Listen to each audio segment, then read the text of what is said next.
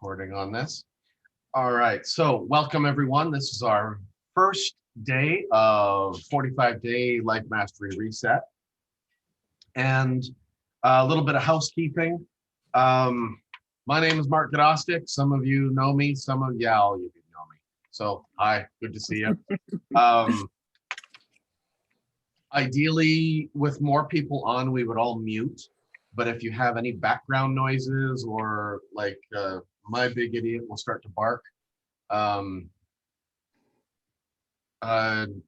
don't be fiddling with your cell phone. Don't be scrolling Facebook and the other thing, because we can see that actually flashing in your eyes and scrolling, especially with Mariana's glasses. Like, wait a minute, that should be, that's not a Zoom call. That's a, there we go. I know when Kaylin is not paying attention on her life mastery chats, because her eyes, like, I know that I'm in this corner and she should be looking here. Then she starts looking here and starts reading. And yes, I see these things. No, actually, she's great and she actually interacts really well and she pays attention really well on her calls. So she's like, I'm not doing anything wrong. Wait a minute. We're going to be discussing our high-level concept of masterminding. Some of you have been in a mastermind, some of you have not. And we'll kind of talk about a few different things today. So kind of the overview, I am going to, real quickly here, where did it go? Is it open? Boom, okay.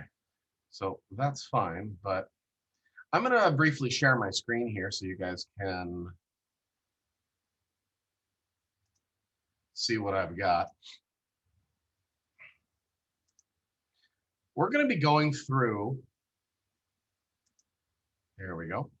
We're gonna be going through 6 weeks. What we're gonna be doing is we're gonna jump on a call once a week, Tuesday evenings, and the call is going to be 30 to 45 minutes, somewhere in there. I know your time is valuable to you, so I want to make sure that we keep it to a minimum. Our week 1 is bringing awareness to your north. We're going to jump into week 2, the introduction to the mastermind principle, which we're actually going to be doing a little bit of that today too. Week 3 is the necessary characteristics that we're going to need. Number 4 week, action steps. These are big. I want you to be able to plan. I want you to be able to bounce your ideas off of everybody. A discovery week and a self-realization and reflection. At this point, let's see, I can stop sharing my screen. Oh, that's the wrong one. I don't know where my video went. Oh, here we go.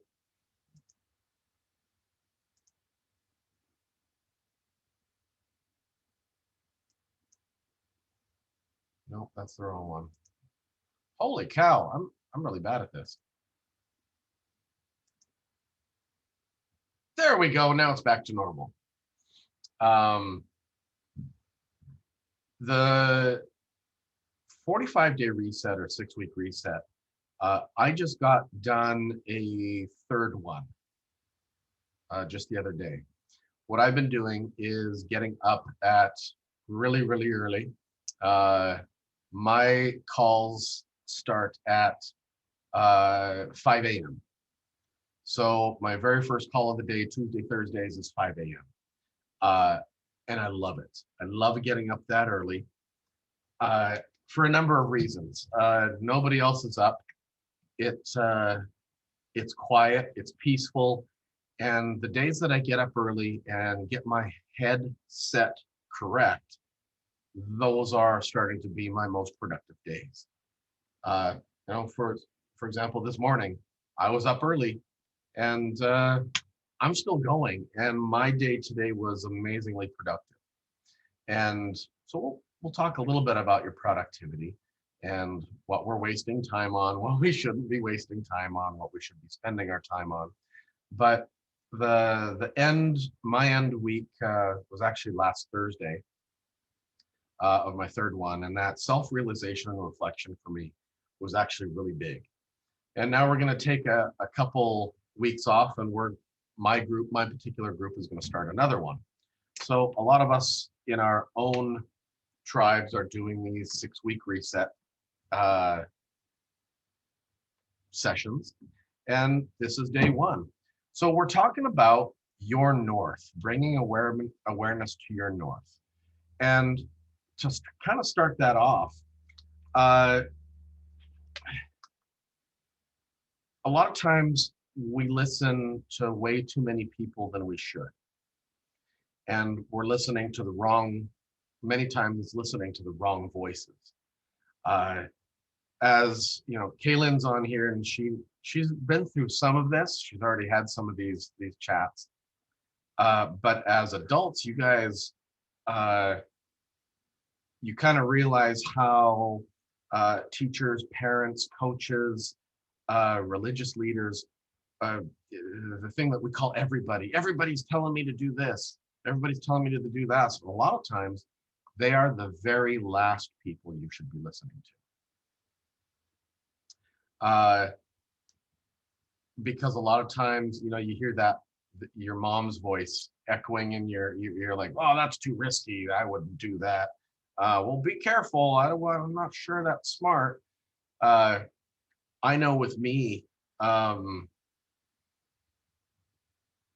lot of things, we're going to talk real quick about beliefs that are passed down to you. And for me, now that I'm turning 50, over the last couple of years, I've had a lot of great realizations that maybe some of the things that were passed down to me were the wrong things. And I was doing them because. And so part of what Kaylin should be doing this week is kind of what you guys are going to be talking about right now. But what are 3 beliefs that are passed down to you that limit your growth? And Kaylin, no sharing. You have to let mom come up with these things on her own. Yes, I know. So what are those 3 beliefs that are passed down that can limit growth? They don't necessarily have to limit it. Some of them can be beneficial. And Mariana, you're going to be the kind of a wild card in this one, actually. And there's a bunch, but I want you to, what are those things that are passed down to you from parents, for example, that are not things? You're not looking for their favorite spoon or plate collection or something like that. But what are things that we got from our parents that we might still be doing, and things that we may even be passing down to our kids that we shouldn't be doing? So now's the time that you guys talk. All right, Robin's gonna key in here. She's got something. No, I'm just unmuting. This one's really hard. All right, Mark, what do you got up there? Anything? What are beliefs that are passed down? Oh, it's probably a long list. It is. It can be a very long list. Mariana, what do you think? You got your hand up there. I want to know why I'm a wild card. We'll find out soon enough. Okay, the first one I put is you are limited by your resources. Resources, okay. Like I grew up poor, and so felt limited in where I could go to school, if I could go to school, what I could study. You know, it's like I felt really limited, like that expectation, that belief was really hard to get around. Like I actually changed a couple of decisions based on that belief system. Yes, resources. So Kaylin, what do you think? What's one of the big ones? You came up with something excellent. Tell me yours. Religion. Religion is one of those things that, well, I was born and raised Catholic, and so I guess I'm Catholic now. Yeah. I had many years ago, probably 15 years ago, I had a long discussion with my mother on a road trip of why I'm no longer Catholic. And doesn't mean my beliefs have changed that much, but she was heartbroken for a while, but I made sure that I put my kids into a Catholic school as they grew. They got exposure to a very solid religious base that somewhat I didn't feel I was qualified to give them. And so I sent them to very qualified people who really opened them up to that. And, it's something that I'm not going to force on them because, for example, Easter is coming up next weekend, and I have not received the call from my mother yet, but I will about, are you going to take me to church for Easter Sunday, or like, what are we doing for Easter Sunday, and taking me to church, and why aren't you, if I can't go to church, why aren't you going to church for me? Okay, my experiences with that have been not all positive. So it's something that that's one of those things that I'm real cautious about passing that down. But religion, yeah, a lot of times kids are too young to make the choice to go through a confirmation, to go through dedication. But one of the other ones, for example, is something that actually my son Alexander just opted himself out of, is that if you're going to be successful in life, you must go to college. Have to go to That college. was one of mine. You got to go to university and college. You must go there. You're not going to be successful. You're going to be digging ditches for a living. However, the dudes that run the ditch digging equipment are making like $45 an hour. And yeah. That was one of mine too. You have to go to college if you're going to be anything. Have to go to college. So for me, drifting around, I didn't like school. I never liked school. I did extremely well in school, but I didn't like it. I actually dropped out my senior year of school. I dropped out, and I think I had a 3.8 at the time. I was also running my first martial arts school at the time too, at 17. And I didn't have time to hang around with all the little kids in high school, and it was just driving me insane. My mother almost had a heart attack when I was telling her, yeah, I'm going to drop out of school now. But the only person who actually got it and really explored it with me was my guidance counselor in high school. He was the only one that was fully on board with what I was doing. I needed like 2 classes to graduate. I needed PE and a personal finance course. Well, I happened to be running a business at the time, so I thought I was doing pretty good at that. So I took a personal finance course at PCC. And for my PE credit, I took karate at PCC as well. That was a totally easy grade. And they mailed me my diploma. So I was ready to graduate early. But yeah, that college, yet nowhere in there did anybody ever suggest, and I've been watching that with my own kids, nobody ever suggested, hey, what about one of the trades? You have good math skills. Why don't you think about being an electrician? Something like that. And actually, I think that's what Alexander's going to do. I think in a couple weeks, the application for the trade process goes in one of the, I think, local 290, I think. And they're looking for new electricians. And Yeah, PCC's got a great program. Yeah, and Alexander knows the math. And I think they teach you the math. That too, yeah. You have to come in with a lot of it. But once you're in, hey, you're set. And the last one, one of those many things, like Mark said, there's got to be a bunch, is working hard is the only way to make it. If you just work hard, that's the only way you're going to be successful. And you, Mariana, you bang right there, right away. Working hard, but not strategic. And for me, many years I've spent working hard, super hard. Yeah. And once I started getting coaching, I realized I need to be working more strategic.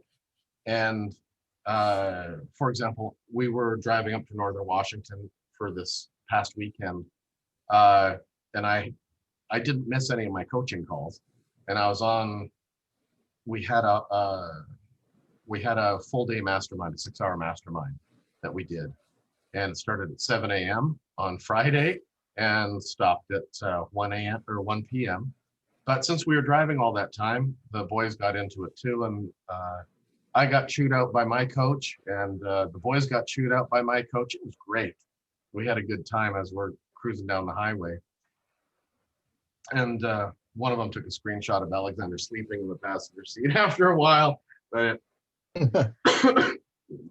sometimes it gets boring, but I stayed engaged the whole time. But my mentors were really sharp on giving me pop quizzes and what are your numbers and where are you and are you working strategically?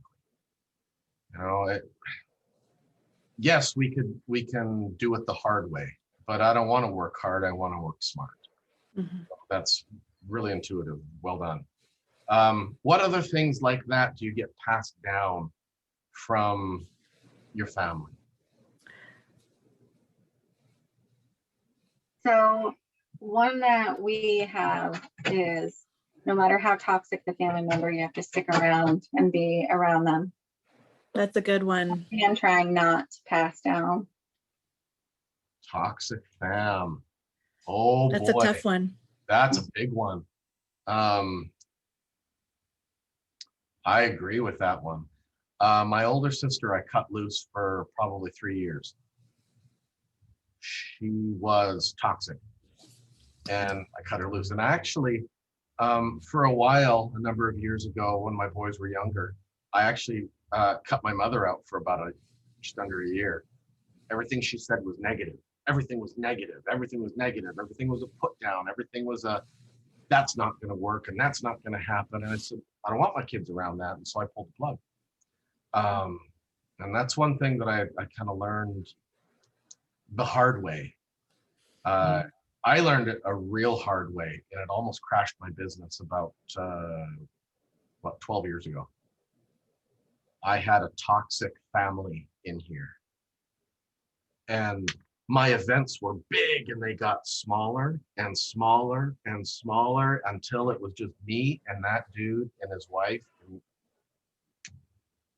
Okay, well, it's not me. I'm trying my best here, and nobody was willing to say anything because they thought that I was good friends. So nobody mentioned it. That's why in our stuff that I want people to talk to me. Anything that's going on, I want to know about it. But toxic family, boy, that's another one. Robin, anything else? The toxic family is a big one for me. I mean, my mom and dad both are really toxic, but I can't exclude them from my life. I don't have that ability or that backbone. And another one for me is I've struggled with my weight all my life. Lost weight, gained weight, lost weight, gained weight. I'm really ashamed because I lost a lot of weight recently and I gained most of it back. And it was really instilled in me growing up that when you're overweight, you're kind of less than everybody else. And that has really affected my life. I mean, literally, aside from, I can't think of anything specific. I grew up, my parents are toxic, but they're loving at the same time, which is the worst combination, and basically just grew up being beaten down. So I think that overall is a limiting belief. I can't put a specific. I have. Does that make sense? I'll tell you what that is. It's called pathogenic parenting. It kind of along the same lines as that in my life. So whatever was done to you, you're going to pass on to the next generation. Is basically it's the smaller. Unspoken. It was like a weird unspoken thing, and I was just talking to my dad about it this past weekend. He's like, "Yeah, I could have done a lot better. And I said, but here's the deal, Dad, that was your example. I mean, you really have to be the adult to say, I'm not going to be like that. You have to be conscious and say, I'm not going to do that. You have to realize and say, I'm not passing that on. And that is hard when you've had a really bad example. Yeah. Yeah. I mean, my parents were brought up that way, you know, Yeah. especially my mom. My dad was like, the rod was the thing, you know, then don't ask questions. So we never got a chance to explain. And I mean, I'm just going to say this. My daughter is in college and she's had to write some papers. You know, she was supposed to write the most negative thing that happened to her life. Her friends were like, well, what about your parents' divorce? And she's like, well, no, because they worked really hard to not make it that way. Well, what about this? No, that's never happened. We've always been given options and we've always been told, know your strengths and, you know, do what you're talented at, you know? So I'm just glad to hear I stopped it. You know, it's not going on to the next generation. Exactly. But that was a huge unspoken message. I haven't spoken to my father. Oh boy, it's have to be 25 years at least. Yeah, I haven't spoken to my mother.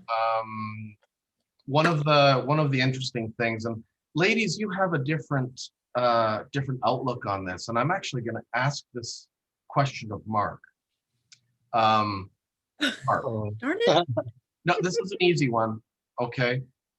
Mark, when did you become a man? What was that thing that made you realize, shit, I'm a man? Ponder that one for a sec. Probably started early because, man, okay, probably not 13 because that's when you change. But at the time, my sister was going through leukemia issues. When she was 14, she was diagnosed with it. But our family went on a roller coaster ride, meaning there was a lot of change. And I had to take responsibility for basically getting a job. My mom, my dad,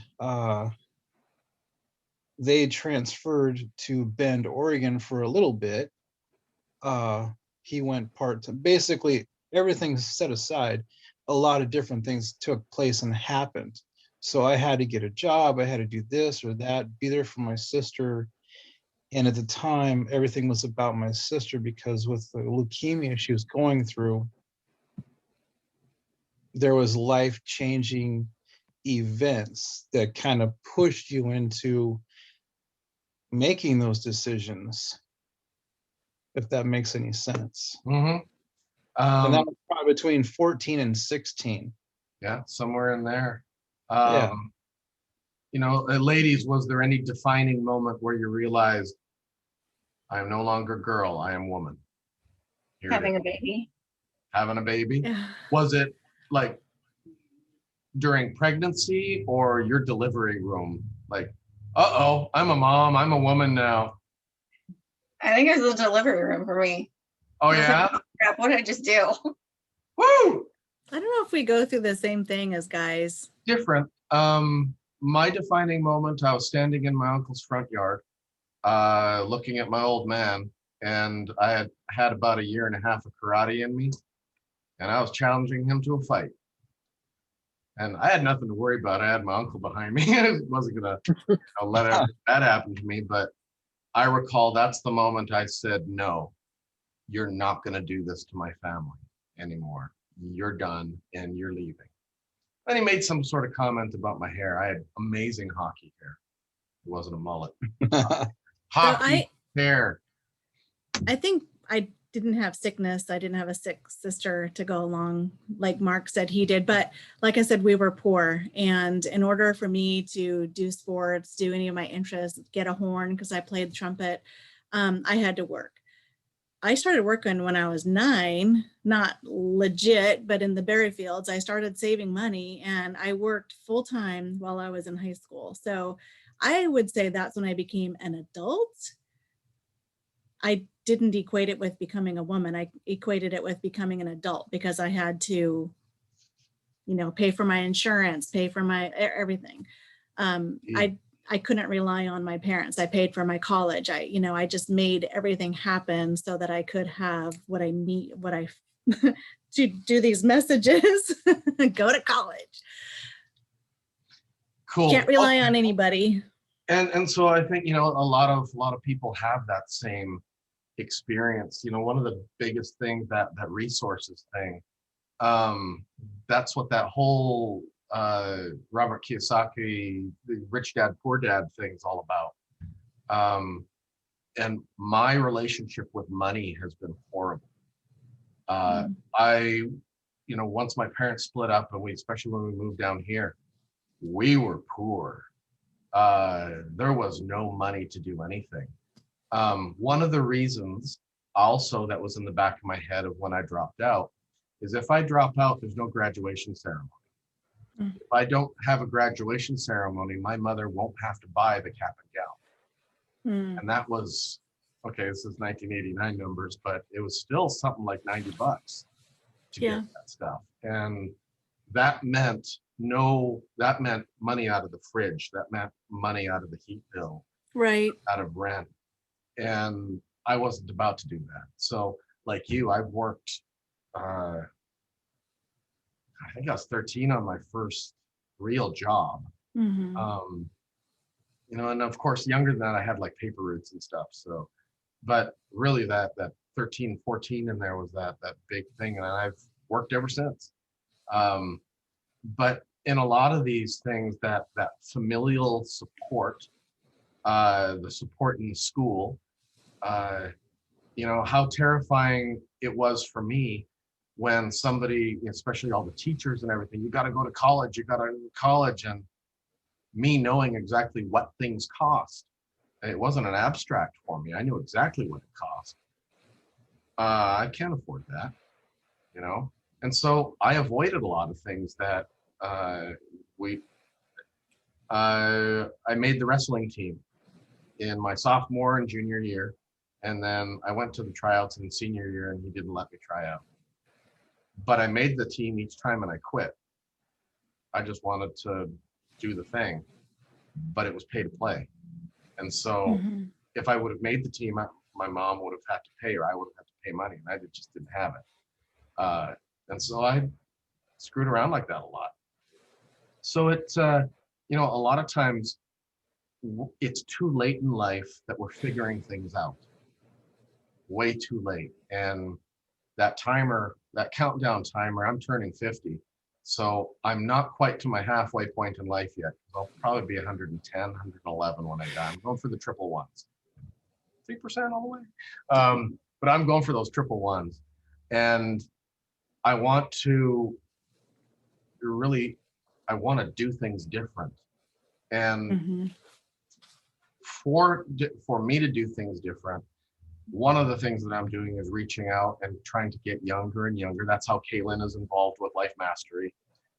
If I had this stuff when I was that young, had that support system,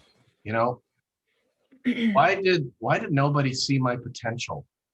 I was 17 years old and running a martial art. Why didn't anybody see my potential? Like, no, you got to go to college for what exactly? It was different back then, though. And nobody ever encouraged me to be an entrepreneur. I've always wanted to do business. Even prior to law enforcement, I started TNT, the Police Combatives Company. And while I worked in law enforcement, I ran the Police Combatives thing. I've always wanted to have a side gig making money doing something or another. So, I know too many people that are not following their north. And what is your true north? Well, your north is that thing that drives you, that passion. That when you fall a little bit to the wayside, that you find your compass and you point it at your north oh, I remember, that's the way I'm going. And too often, as a parent, I see too many parents. What is your north, parent? My children are my life. Okay, well, at 18, your kid's going to go off and do something else, and then you're sitting there holding a whole bag of nothing. And your kids are going on for their life because you helped support them. You know, and a lot of times there's a divorce in there. There's, we give so much of ourselves to others. We have to allow ourselves to be selfish.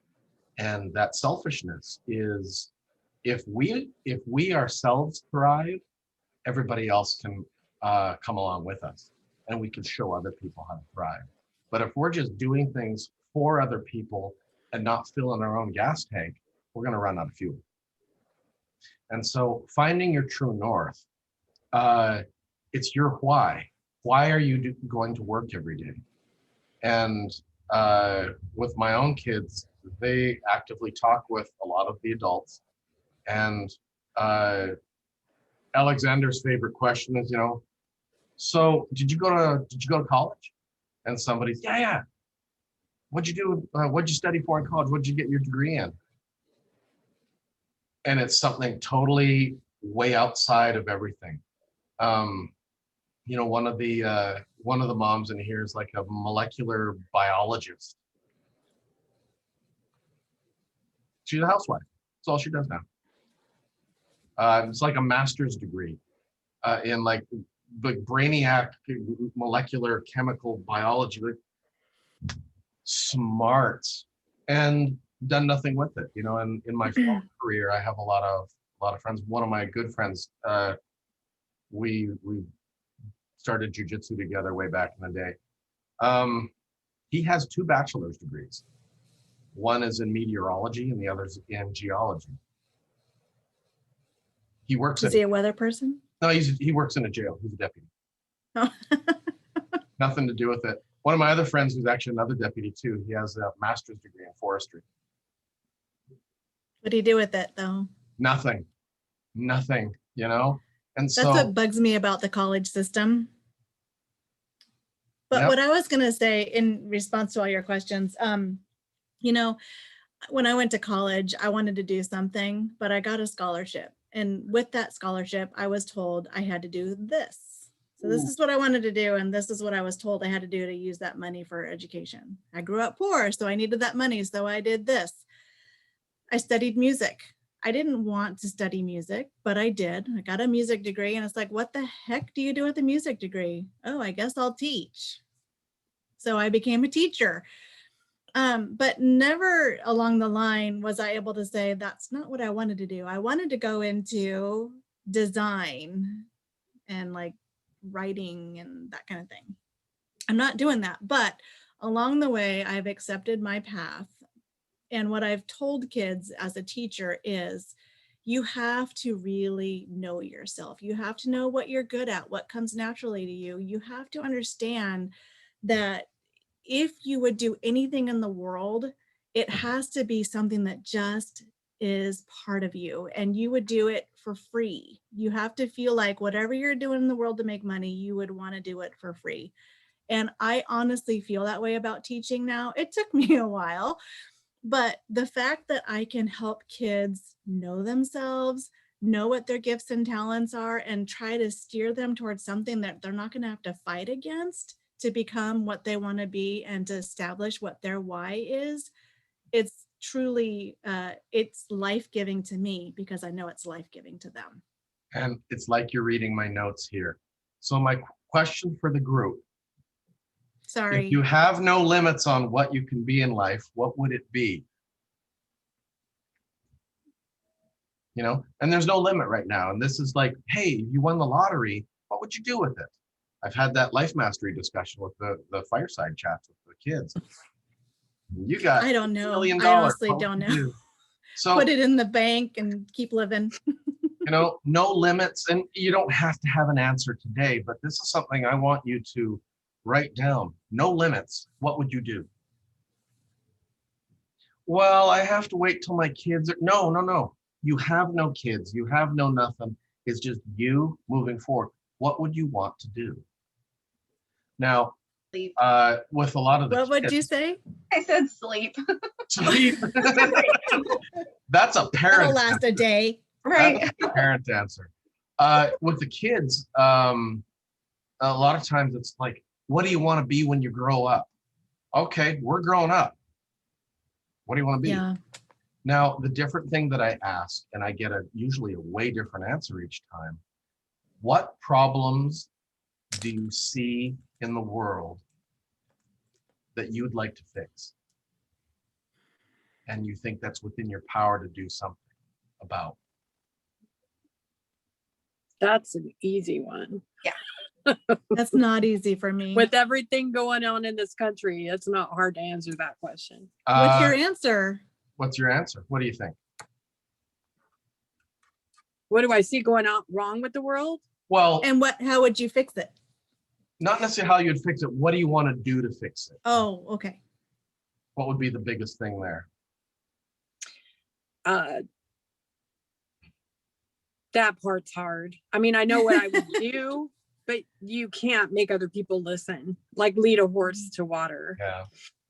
Because the problems that we have going on in this country are due to prevalent lies that a mass number of people believe, Or And they're a not lack of willing- education. to stop and listen to the truth, or to form their own opinions, look at facts and so what I try to do, and of course I don't know many people, is I just place facts before people. Unfortunately, that they don't want to see them. And I just had a discussion with the dad tonight about that exact thing. He came to me and said, you seem to be fairly knowledgeable and speak well on these items. My brother is and he laid it out for me, and I went, oh, so we talk about toxic family members, and we talk about people who don't want to see the truth, who don't want to believe that the sky is blue. Even don't if you care. tell them. I don't care what you think, but it's blue, and everybody that knows it's blue, and you can't tell me it's any other color. And so we had a long chat during class about that, and that was during the youth class tonight. So he's just exasperated. He's stuck. What do I do with this family member? Toxic family member. Well, you Set them gotta aside for a while. rip that Band-Aid off for a while. One of my best friends since childhood, since I was 5 years old, I haven't spoken to in the last year. Doesn't have to be forever. There has to be a realization in there of the facts. You have to set limits. People have to set boundaries. And yeah, and it's not that I still wish him well, but buddy, you got your facts wrong. And not only that, you're listening to, lately, if you've watched some of my posts, I talk about programming and who's programming you and who's programming your kids. And we had the same upbringing. We had the same exact teachers. We were in the same classrooms. Yeah. So I But you know didn't have the same parents. I know his programming, and I know his parents, and they weren't like that. And then he fell victim to programming. Yeah, I have a daughter. One daughter that is in the grandson's following, and one that's not. Yeah. And I think one of the things that I really want to do, and one of the reasons I want to, get focused, is I do want to start programs aimed at children, because there's so much BS going on in the public schools. Yeah. So education. Which Education. is that's the foundation of our problems right now, the public education system. So that's I what would work for do. the government to do that. Ooh. That's what I would love to do. I feel bad because Mark, you're not saying much. I'm just listening because you're all talking.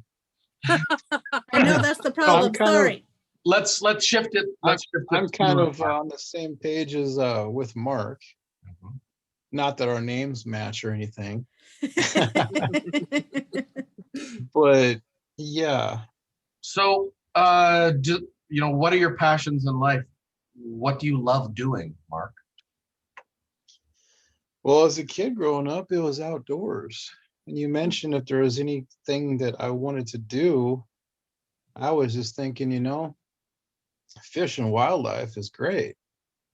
Like the fish and wildlife forestry or whatever, uh, as a career. Mhm. I mean, I don't So that's working something interesting. Why not make a business out of it? Are you a good enough fisherman to guide? probably not. I haven't been involved in fishing for years. So that would be something to get back into. Um, Yeah. you know, and sometimes it's not necessarily going to be a career change. And one of the things that's different than from us than our parents, their job defined them. And for the most part, kind of I'm still in the early Gen Xer. Um, we work so that we can play. Yes. And so often that TGIF stuff is so prevalent in people's lives, like, thank God it's Friday, oh my God. You hate your job. You spend 40 hours a week in a job that you hate. That's gotta wear on your soul. That kills me. And then Sunday night rolls around and people are stressed out because back to work on Monday. I can't wait to get back here. Sunday night I start jonesing, like, maybe I should do some work. Maybe I should talk to somebody, make some calls, something. I can't wait to come back Monday morning. But we went to the 4-day work schedule, and Thursday nights when people are leaving here, I admit I get sad. I'm watching everybody leave, like, crap, I'm not going to see anybody till Monday. It sucks. But that time off is where I really get to push and explore other things that I'm passionate about. I do Star Wars work, and working with our activities help things like Children's Miracle Network and Make-A-Wish Foundation. I've exposed my kids to that stuff for years, and there's been some little life-changing moments in there for them where they've seen the benefit of what they're doing and how it really helps people. But those little things of, if you have no limits in life, what would you do? You win the big lottery, what are you going to do with yourself? That's what I want you guys to be pushing for and asking yourself this week, is really exploring, what do you want to be when you grow up? And, it doesn't necessarily mean you have to quit being a mom or quit being a parent, but you have to be selfish. And what do you want to do for you? For me, I go on my motorcycle ride every year, a random motorcycle ride to unknown destination. I don't know I know when I'm going, but I don't know where I'm going. I just stay away from the coast. I hate riding the coast. But and Mark, you ride a bike. We should ride. Yeah. Yeah. And what are your passions in life? I want you guys to write them out. They do no good rattling around in your head. Write out your passions. What do you love doing? What would that thing be that you could do? What could you do that you love that would make you some money? Resources, poor. There is enough money in this area, in this country, in this world, to do all sorts of things with. There is abundance. And we just have to start looking for it. There's enough for everybody. There's absolutely enough for everybody. And, the third thing is, who in your life supports your vision? Who does not support your vision? I think it was about 3 years ago, maybe 4 years ago. My mother was walking around here at TNT, and she looked around and said, for the very first time, looks like this karate stuff seems to have done all right for you. Mom, I've been doing this since I was 12.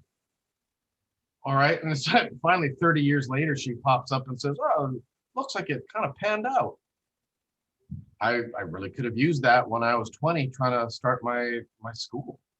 So who in your life supports your vision and who does not? And do you guys know about crabs in a bucket? Mm-mm. Crabs in a bucket. When you have like a 5-gallon bucket, you can put a crab in there and some, stuff, and the crab will crawl out of it. They'll latch onto things, they'll grab onto stuff, and they'll climb out of it.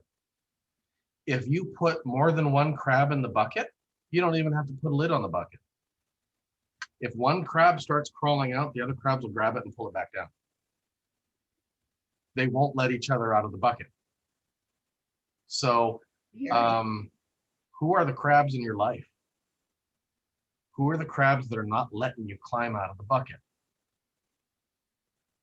And those are the people that you can still love them as much as you want, but those are the people that you need to limit. You need to limit. It's not necessarily even toxicity. It's just people who have a limited belief in you. So the first thing that you're going to do is, if you have no limits, what would you do?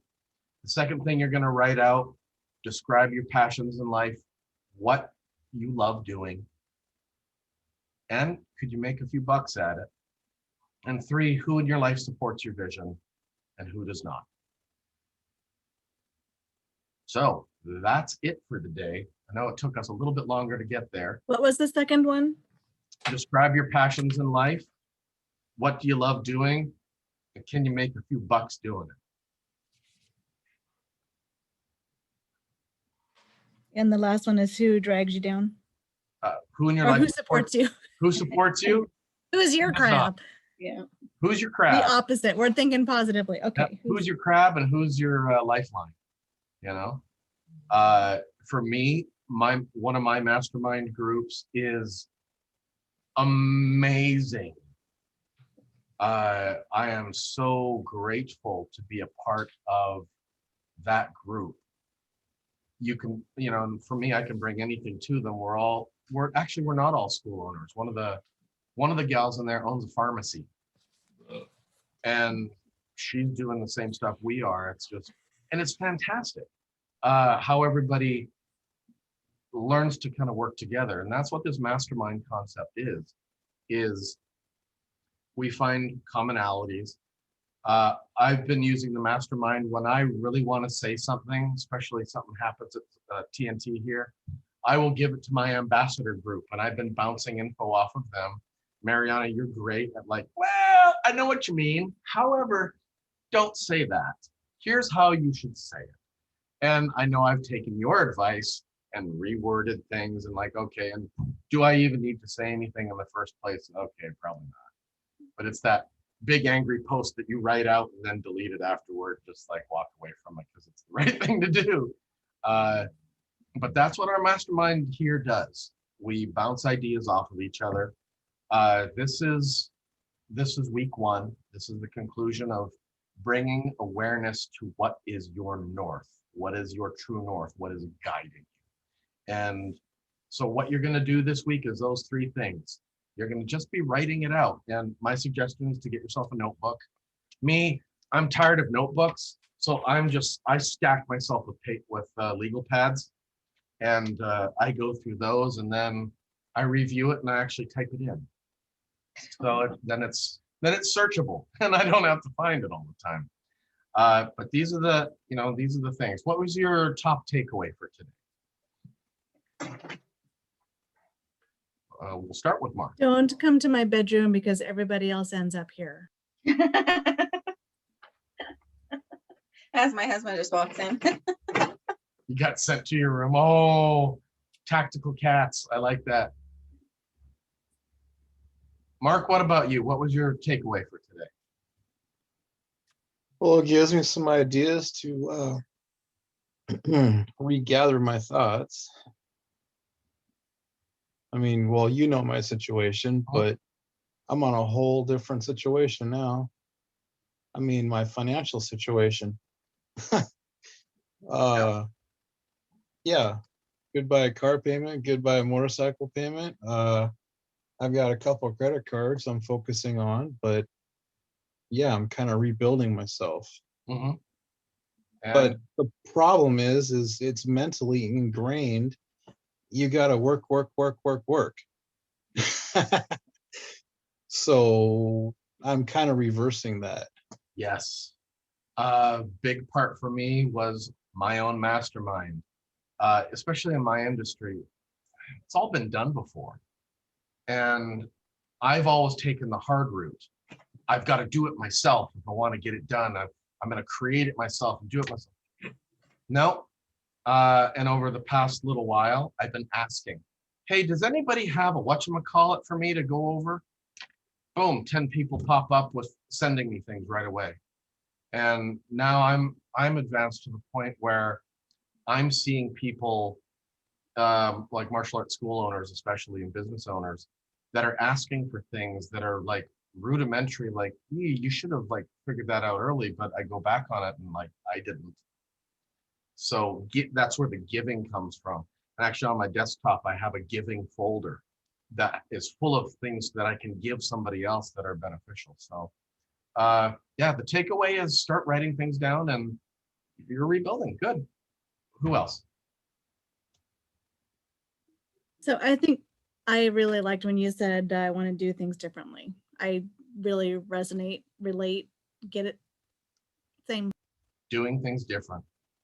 Doing things different. Missy? I always wonder, when am I going to grow up so that I can become what I wanted to become? It's like, when does that happen? You asked when we became an adult. Well, that's different. Mm-hmm. Missy, what about you?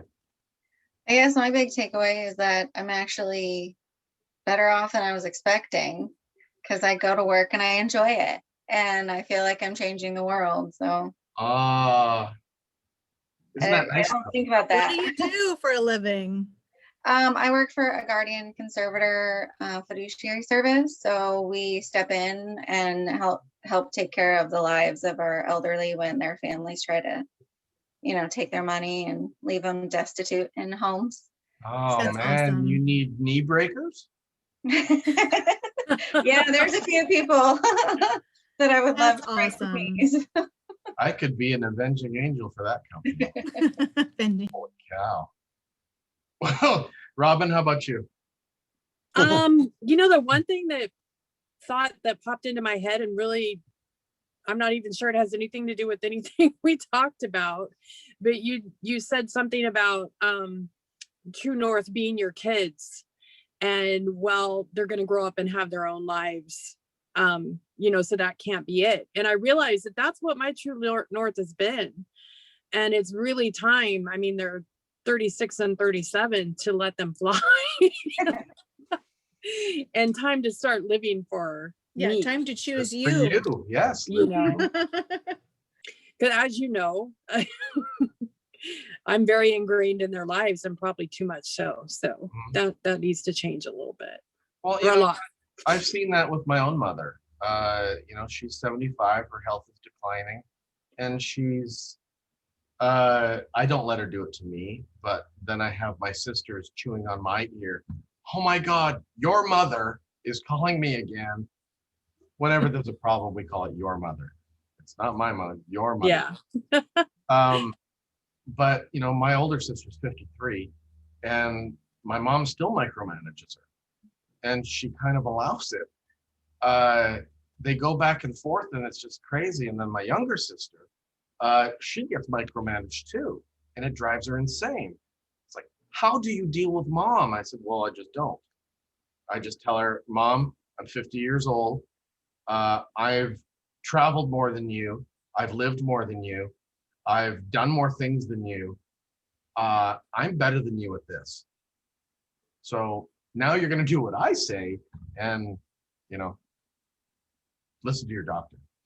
Things like that, and it's funny, but I think the whole thing is we're still going to parent our kids. Mhm. We're not going to stop being a parent, but unplugging a little bit and letting them fall forward or fail forward if they need to, and offer them the advice. But and I'm seeing that in my own kids, and it breaks my heart. They're gonna grow, and if you've seen them lately, where's the little kid that fit right here? Where's that little baby with the small little toes and the little nose, and holy crap, the kid's foot's this big, and I'm resigned to the fact that they're gonna fly soon, and it's Yeah. my job to prepare them to do that. And it's kind of exciting because if I don't have to dad, I can do my thing, which is going to be fun too. And those things can intertwine. They don't have to be ripped off like a Band-Aid and thrown away, but a certain separation of paths that will eventually converge back and forth, I think is very, very helpful. Mhm. Cool. All right, that's all we have for today. Thank you so much. My hat's off to you. Give yourself a round of applause because you completed the first stage of week 1. We'll meet back here next week for week 2. And this is a recorded thing. I'm going to stop the recording right now.